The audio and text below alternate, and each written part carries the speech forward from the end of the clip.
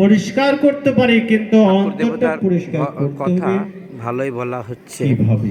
হ্যাঁ, এরকম বুঝিয়ে এই যুগের অনেকেই ভগবান বলতে পারে, আচার্যদেব এবং তো বলছেন, আমি পারি না। জপ ধ্যান সবাই ভিন্ন যে সব চিত্ত কিছু শুদ্ধ পারবে হয় কোনো না। মানে নেই। চিত্ত শুদ্ধ কথাগুলো ভালোই ব্যতীত বলা হচ্ছে, কখনো ধর্মে 100% এগিয়ে গ্যারেন্টি। যাওয়া যাবে না।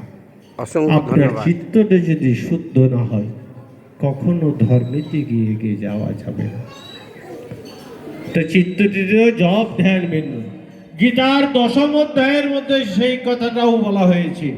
বহুবিধা যজ্ঞের বর্ণনা করেছেন।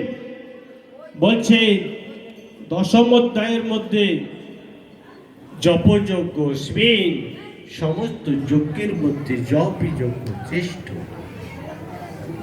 তাই ওং ত্র্যম্বকং যজামহে সুগন্ধিং পুষ্টিবর্ধনং উর্বারুকমিব বন্ধনাৎ মৃত্যুর্মুক্ষমামৃতাৎ। একবিল্বপত্রং ত্রিদলং ত্রিনেত্রং চ ত্রিধাयुधं ত্রিজন্ম পাপসংহারো কোটিপুণ্যমহ দানম শিবার্পণম। ওং নমঃ শিবায়। ধন্যবাদ কথা বলার জন্য, অসংখ্য ধন্যবাদ। প্রতিদিন হত্যাকারী সেই